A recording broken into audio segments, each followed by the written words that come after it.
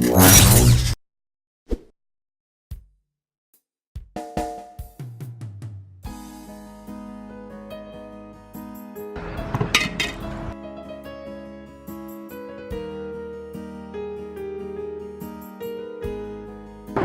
้วดีเป็ดมันจะหายหน้าหายตาไปเลยอุ้ยบุญจะด่าก่อนเนาะหน้าเนี่ย บุญแหละ ก็เป็น อ้าวเป็นจะได้บุเป็น ทำไมอ่ะตอนนี้ เอาผมมาตัวนี้มาตัวใดฮะนะ มือบ้องโทรหาคือบ่มาสินะ เอากันมาตามโทนเลยนะเช่นยังไงอีกชนะ มันมีคนใหม่แต่ดนแล้วแหละ อ้าวมอเทวะ เบาเทน่ะ แม่นวะ มีไผ พี่แพงกับย่างบ่บอกพูดแล้วกูปุ๊บอยู่ที่มึงแหละมึงนั้นบอกมึงเลยดิ อ้าวบุที่แม่บุพอเลิกแม่ หักบ่กินตีนบัดนี้ มันยันให้ยังเดี๋ยวนี้ฮะฮะ ดันและแซ่บคือตำบักเตงหมุนขนาดนี้น่ะ หมื่นยังผมมาหาหน่อยเดียวนึง กับมือนั้นก็บอกแล้วมีแนวปรึกษาบ่มาแล้วกับบ่มาแล้วก็เลิกว้าวใส่ใหญ่ ลมกันมาบักกระโดนเนาะ กูก็งามอึดสารมันมืออึด พอดีๆไม่บูเลิกนะกะมัดกะฮักกันในแท้เลยเนาะบ่ได้ว่าเฮ็ดลิ้นๆนะ เลิกก็คือเลิกกูเลิกก็คือเลิก บ่เลิกเด้ เพราะว่าตอนนี้มันสายระดาเอ้ย ไม่บอกเลยพี่เชียงทักไปเลยนะบ่เลิกนะดีกันนะแซ่บ เนี่ยต่ำนี่ก็มืดแล้วจะเอิ้นมา บ่เดินมึงมา อ้าว มึงมาเอง เป็นสั้นและบ่ สบายใจแล้วกูเลิกกับมึง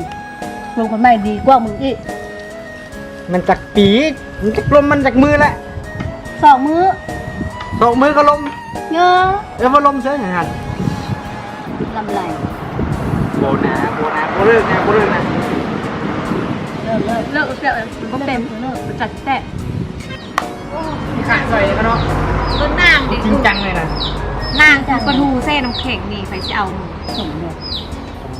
โอ้น่ารอยดีแล้ว มูกูเข้าข้างคนดื้อเนาะมูก็เข้าใจว่ามูมันต้องเข้าข้างคนดื้ออยู่แล้ว อ้าวกระเบิ้งตีแหละยูบเขามา2 มือหนึ่งยูบกูมาเป็นปีแก้มาคือรถไฟนะ อันนี้เนี่ยยากกู ฮัน มันตัดสินใจแล้ว กูเลี้ยงคู่มือปากกูรถจ้องมาจะเทิงกูนะ โอ้โห เพราะมันลำบากนะ มูแต่ว่ากูมาก จักรีพาตกใส่ตัวตกใส่แน่ เมื่อท่ามึงแล้วเมื่อท่ามึงแล้วกูทักคนไหม้กูลมคนไหม้กูรับคนไหม้กำลังมีความสุขชีวิตกูดี ก็ดีเขาก็ดีตอนนี้แหละ มึงฮู้เราศึกษากันไปแล้วมึงฮู้ว่าดีหรือบ่ดีมึงฮู้เขาหรือวะมึงฮู้ว่าเขาดีมึงฮู้ตัดสินใจเขาแบบนี้ที่มือแล้วมือที่หนีแล้วนี้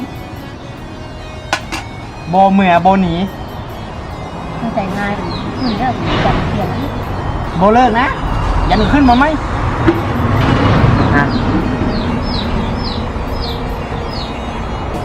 มือหน้าได้ใส่กีบมากัน เอาเขาหูไปเอ็ดงานดิ นี่ไงก็ว่าข้อบูมาอันนี้ว่าชิมา ว่าซีมาอยู่จะขายเครื่องนี่ท่านนะ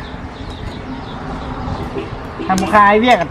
มาหาโดนแล้ว เศร้ามือหน้าเขาลงกันมือนี้ใจฮ้อนอยู่มือหน้าเขาลงกันมือนี้เมื่อก้อนซ่ามือนี้แหละไว้มึงอ่ะ เอาสั้นหน่อย ไปเมื่อทั้งสองอะไรกูได้หนีทั้งสองลงคานมือใจฮ้อนตั้งคนตั้งใจฮ้อนมือก็ลุ่ม แม่ก็ดูแม่ก็ท่านนะ เมื่อประมาณนั้น เรียกละ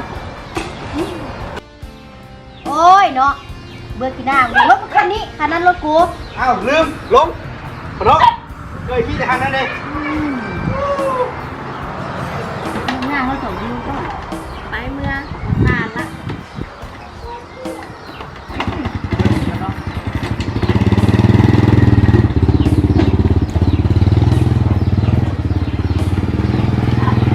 น่าสิมาหาไม่เด้อ โชคดีได้